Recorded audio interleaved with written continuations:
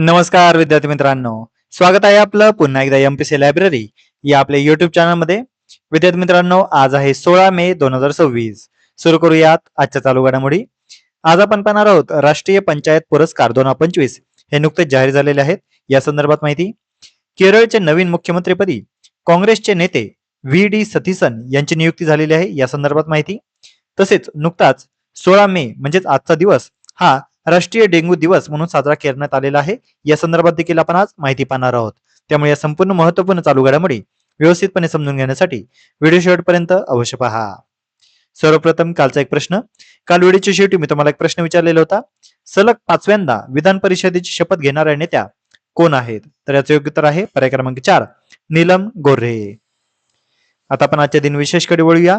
आजचा दिवस अतिशय महत्वाचा आहे. 16 मे 1975 सिक्कीम हे भारतामध्ये आजच्या दिवशी विलीन झालेले होते. 16 मे 1946 कॅबिनेट मिशन हे आजच्या दिवशी स्थापन करण्यात आलेले होते, ज्याला त्रिमंत्री मिशन असे देखील म्हणण्यात येते. 16 मे 1665 पुरंदर किल्ल्यास दिलेर खानाने घातलेला वेढा तोडण्याच्या प्रयत्नात मुरारबाजी यांचा आजच्या दिवशी मृत्यू झालेला होता. 16 मे 1899 क्रांतिकारक बाळकृष्ण चाफेकर यांना आजच्या दिवशी फाशी देण्यात आलेली होती. 16 मे 1996 भारताचे 10वे पंतप्रधान म्हणून अटल बिहारी वाजपेयी यांनी सूत्रे हाती घेतलेली होती. मात्र आवश्यक पाठिंबा न मिळाल्यामुळे त्यांचे सरकार केवळ 13 दिवस टिकलेले होते. 16 मे 1993 बचेंद्री पालच्या नेतृत्वाखालील पहिल्या महिला भारतीय मोहिमेने 7 मुलींसह 18 गिर्यारोहकांना एव्हरेस्ट पादांकरात करण्याचा मान हा मिळवून दिलेला होता व नवीन जागतिक विक्रम नोंदवलेला होता. 16 मे 2022 भारतीय राजकारणी खासदार आणि महाराष्ट्राचे खासदार हुसेन दलवाई यांच्या आजच्या दिवशी निधन झालेले होते. 16 मे हा दिवस संपूर्ण जगभरामध्ये इंटरनॅशनल डे ऑफ लाईट हा दिवस साजरा केला जातो. भौतिकशास्त्रज्ञ थिओडॉर मेमन यांनी 1960 मध्ये केलेल्या पहिल्या यशस्वी लेझर प्रयोगाच्या स्मरणार्थ हा दिवस युनेस्कोद्वारे साजरा करण्यात येत असतो. 16 मे हा दिवस संपूर्ण भारतभरामध्ये राष्ट्रीय डेंग्यू दिवस म्हणून देखील साजरा केला जातो. तसेच हा दिवस international day of living together in peace म्हणजेच आंतरराष्ट्रीय शांततापूर्ण सहजीवन दिवस म्हणून देखील साजरा केला जातो. शांतता, एकता आणि सहिष्णुतेचा संदेश देण्यासाठी संयुक्त राष्ट्रांद्वारे हा दिवस पाळला जातो. तर विद्यार्थी मित्रांनो, हे होते आजचे दिनविशेष. आता आपण आजच्या चालू घडामोडींना सविस्तरपणे जाणून घ्यायला सुरुवात करूया. प्रश्न क्रमांक 1, राष्ट्रीय डेंग्यू दिवस हा कधी साजरा केला जातो? तर याचे योग्य उत्तर आहे पर्याय क्रमांक 2, 16 मे. आताच आपण पाहिलं की 16 मे म्हणजेच आजचा दिवस हा राष्ट्रीय डेंग्यू दिवस म्हणून साजरा केला जातो. याचं उद्दिष्ट म्हणजे डेंग्यू बाबत जनजागृती करणे आणि पावसाळ्यापूर्वी प्रतिबंधात्मक उपाय अधिक प्रभावी राबवणे हा याचा उद्देश आहे. मे महिना हा डेंग्यूचा प्रसार रोखण्यासाठी प्री मान्सून अवेअरनेस मंथ म्हणून महत्वाचा मानला जातो.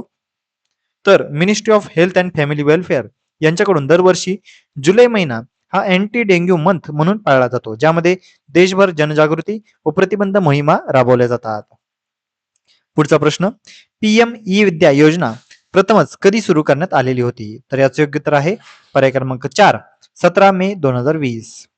तर पीएम ई विद्या या योजनेला आता नुकतेच म्हणजेच उद्याच्या दिवशी 6 वर्ष पूर्ण होत आहेत. भारत सरकारच्या शिक्षण मंत्रालयाची डिजिटल व ऑनलाईन शिक्षणाला चालना देणारी ही महत्वपूर्ण पहल आहे. देशातील सुमारे 25 कोटी विद्यार्थ्यांना मल्टीमोड प्लॅटफॉर्मद्वारे शिक्षण उपलब्ध करून देणे हे यामागचे उद्दिष्ट आहे. आता या पीएम ई विद्याची प्रमुख वैशिष्ट्य काय? तर दीक्षा पोर्टलद्वारे ई कंटेंट व डिजिटल पुस्तके उपलब्ध करून देणे, इयत्ता 1ली ते 12वी साठी स्वयंप्रभाचे 12 शैक्षणिक टीव्ही चॅनल उपलब्ध करून देणे, दुर्गम भागातील विद्यार्थ्यांसाठी रेडिओ, कम्युनिटी रेडिओ व शिक्षावाणी पॉडकास्ट यामध्ये असतात. त्यानंतर दिव्यांग विद्यार्थ्यांसाठी साइन लँग्वेज व विशेष ई कंटेंट देखील पीएम ई विद्यामध्ये आहे. आणि जेईई नीट तयारीसाठी IIT पर्ल यासारखी ऑनलाईन कोचिंग सुविधा देखील पीएम ई विद्या या प्लॅटफॉर्मवर उपलब्ध आहे. आता या पीएम ई विद्या योजनेची सुरुवात कधी झाली? तर भारत सरकारने 17 मे 2020 रोजी आत्मनिर्भर भारत अभियान अंतर्गत पीएम ई विद्या ही योजना सुरू केलेली होती.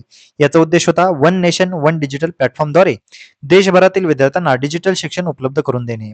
त्यानंतर 7 ऑगस्ट 2020 रोजी विद्यमान डिजिटल साधनांना एकात्मिक चौकटीत एकत्रित करून आत्मनिर्भर भारत अभियानांतर्गत याला औपचारिक स्वरूप देण्यात आलेले होते.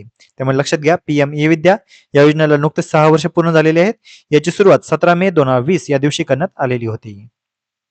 पुढचा प्रश्न.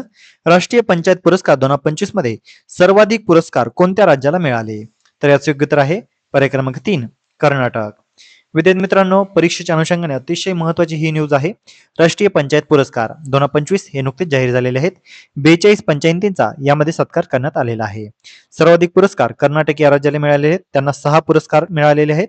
त्यानंतर आंध्र प्रदेशला 5 पुरस्कार आणि ओडिशाला 5 पुरस्कार मिळालेले आहेत. हा पुरस्कार वितरण सोहळा 3 जूनला नवी दिल्ली या ठिकाणी पार पडणार आहे. नानाजी देशमुख सर्वोत्तम पंचायत सतत विकास पुरस्कार 2025 यामध्ये सर्वोत्तम जिल्हा पंचायत हा सेपाहिजाला त्रिपुरा या राज्यातील पंचायतीला मिळालेला आहे, ज्याला 5 कोटी एवढे रक्कम मिळणार आहे. सर्वोत्तम ब्लॉक पंचायत हा हरिप्पड या ब्लॉक पंचायतला मिळालेला आहे, जे अल्लापुजा केरळ या ठिकाणी आहे, ज्याला 1 कोटी रुपये मिळणार आहेत. तर सर्वोत्तम ग्रामपंचायत हा पुरस्कार नवीन नापन हे गबरू सोनितपर आसाम या ठिकाणचा आहे, याला 1.5 कोटी एवढी रक्कम मिळणार आहे.